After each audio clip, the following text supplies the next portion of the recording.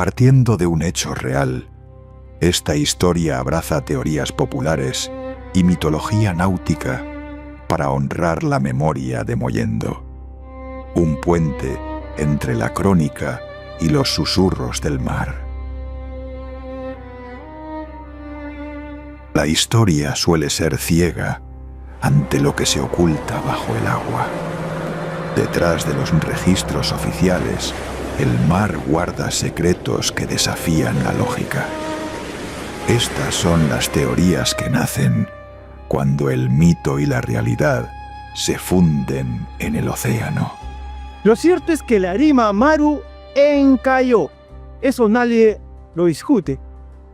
Pero ¿por qué un buque de ese tamaño con tripulación experimentada y tecnología moderna para su época terminó varado en la cuarta playa de Mollendo?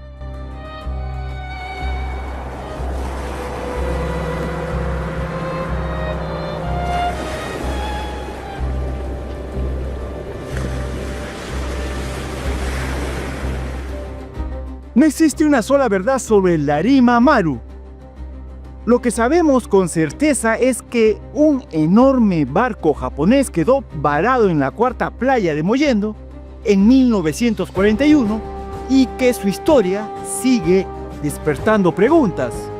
Con el paso de los años surgieron distintas explicaciones. Algunas nacen de documentos y registros oficiales, otras de la memoria de quienes vivieron aquel tiempo y algunas del silencio del mar, de lo que no se quiso contar. Cada teoría busca responder la misma pregunta: ¿cómo un barco de semejante envergadura terminó varado justo ahí, en ese instante y bajo esas mismas circunstancias? Algunas respuestas son técnicas, otras políticas, unas más trágicas y otras incluso legendarias. Ninguna reclama la verdad absoluta, pero todas muestran un hecho desde distintos ángulos.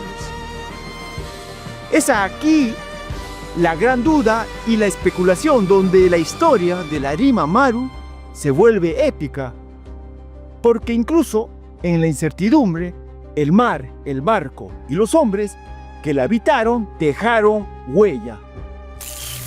Y ahora, para entender la magnitud de aquel suceso, debemos adentrarnos en las teorías que nacieron de la historia del silencio y del mar. La teoría de la neblina. La versión oficial habla de algo simple, demasiado simple. Aquella noche, la costa estaba cubierta por una neblina espesa, una de esas que borra el horizonte y engaña incluso a los marinos más expertos. Según esta teoría, el capitán del Arima Maru intentó acercarse a la costa para realizar maniobras relacionadas con la carga de minerales. Pero la visibilidad era mínima, la distancia a la orilla mal calculada. Cuando se dieron cuenta, ya era tarde. La rompiente estaba demasiado cerca y el gigante de acero quedó atrapado en la arena. Un error técnico, un descuido fatal. Eso dice la versión oficial, pero no todos quedaron conformes. Muchos culpan a la niebla espesa de aquella noche, pero ¿y si esa bruma no fuera clima, sino el aliento denso de Ryukin, el dios dragón? Dicen que la bestia emergió de las profundidades para envolver al buque de su nación en un abrazo ciego, guiándolo, o quizás condenándolo, a las arenas de la cuarta playa. El desvío intencional. Aquí comienza la duda. Otros no están tan seguros. Plantean que el Arima Maru no llegó por error, sino que se acercó deliberadamente a la costa. Tal vez buscaba refugio, tal vez esperaba instrucciones. Tal vez evitaba ser seguido o inspeccionado. El encallamiento habría sido un riesgo calculado, que salió mal. No fue el mar el que sorprendió al barco, fue el barco el que desafió al mar. Se dice que el capitán viró bruscamente, buscando la orilla con desesperación. No huía de una tormenta, sino del Umibozu, una sombra colosal y oscura que brotó del mar en silencio absoluto. El encallamiento no fue un error, fue el último recurso de una tripulación que prefirió la tierra firme a encontrarse con el gigante negro. Carga no declarada. Emollendo durante años, se repitió una sospecha, que el Arima Maru transportaba algo más de lo que figuraba en los manifiestos: material estratégico, componentes industriales sensibles, carga que no convenía detallar, un peso real o simbólico. Ese exceso habría contribuido al encallamiento y explicaría el interés posterior de las autoridades y el hermetismo con el que se manejaba la información. En los manifiestos figuraba mineral, pero en las bodegas latía algo más. El cuero, una criatura orgánica y ancestral, se habría aferrado al casco desde las profundidades peruanas. Un peso vivo y oscuro que no permitía que el barco flotara, arrastrando el acero hacia el fondo como si el cargamento mismo tuviera hambre. Teoría del espionaje. 1941 no era cualquier año. El mundo estaba al borde del abismo y Japón se preparaba para dar un golpe que cambiaría la historia del Pacífico. Por eso, muchos se preguntaron, ¿qué hacía realmente un buque japonés en un puerto estratégico del sur peruano? Según esta teoría, el Arima Maru no estaba allí solo por comercio. Algunos creyeron que realizaba misiones de reconocimiento, mapeo de la costa, observación de rutas, puertos y defensas. Otros fueron más lejos.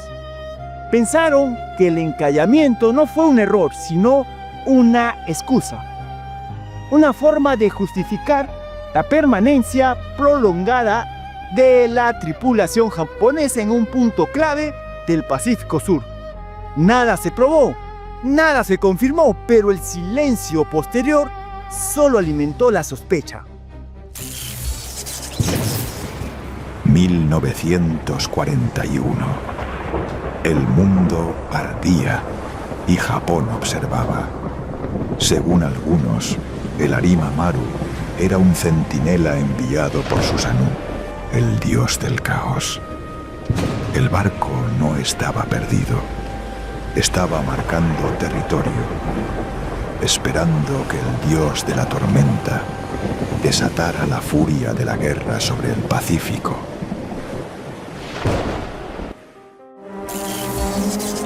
Error humano. Otra explicación apunta directamente al factor humano.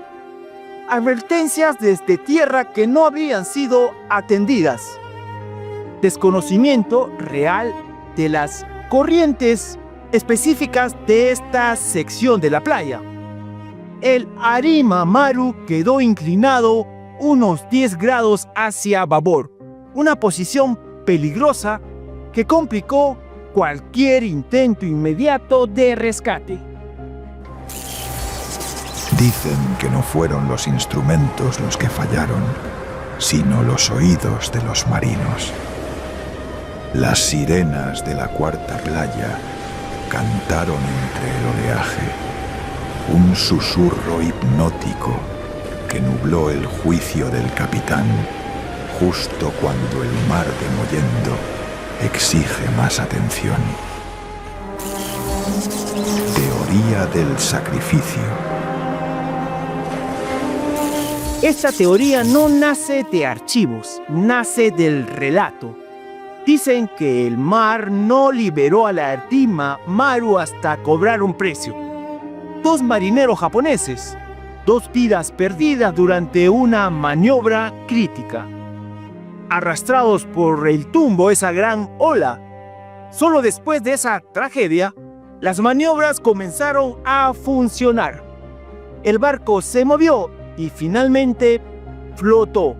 Para algunos, coincidencia, para otros, el pago que el mar exigió. El mar de Mollendo no es agua, es voluntad.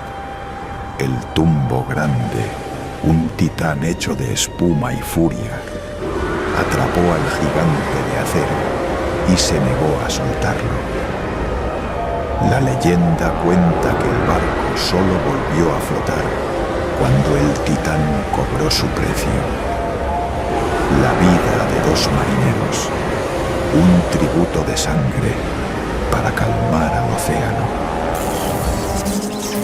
La furia del mar. Esta es la teoría mucho más antigua y quizás la más respetada por los locales. El mar de Mollendo es bravo, impredecible, capaz de cambiar en minutos. Una combinación de marejadas fuertes y corrientes laterales pudo haber empujado lentamente al buque, mientras avanzaba a baja velocidad o esperaba su turno para entrar al puerto.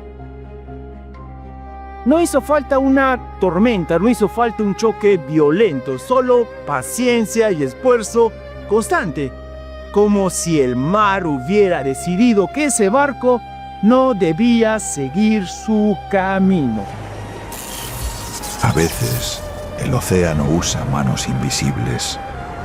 Debajo del Arima Maru, corrientes poderosas como los tentáculos de un kraken acecharon en silencio.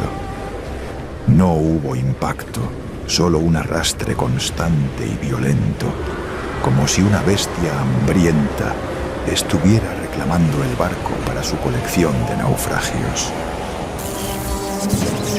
Teoría del presagio. El Arima Maru encalló meses antes de Pearl Harbor. Para algunos eso no es un detalle menor, fue una advertencia, un temblor previo. El primer estremecimiento de la guerra en el Pacífico, como si el océano hubiera anunciado lo que los hombres aún no se atrevían a decir. El mar habló antes que los cañones. Meses antes de Pearl Harbor, la tierra tembló en Mollendo. El encallamiento no fue un accidente, fue el primer eco del despertar de algo terrible. El paso pesado de una bestia que aún no veíamos, pero cuya sombra ya alteraba el destino del mundo. El Arima Maru fue la primera víctima de un monstruo que estaba por nacer.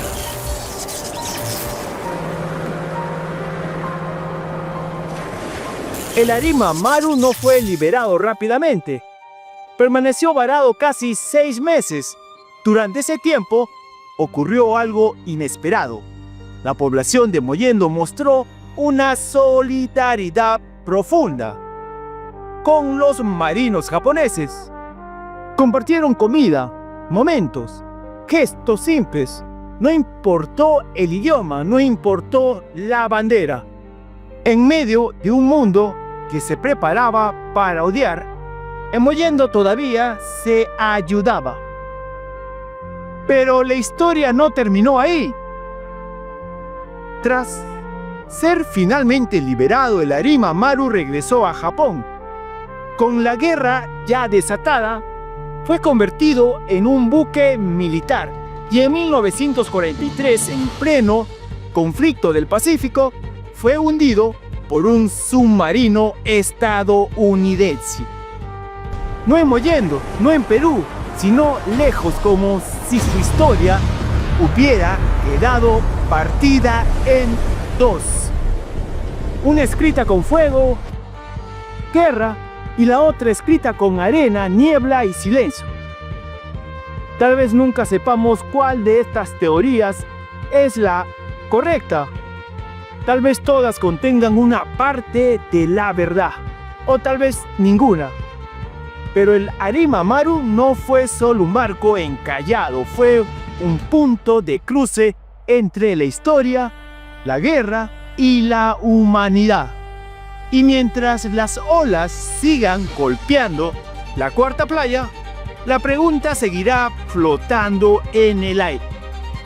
¿Fue un accidente o algo más?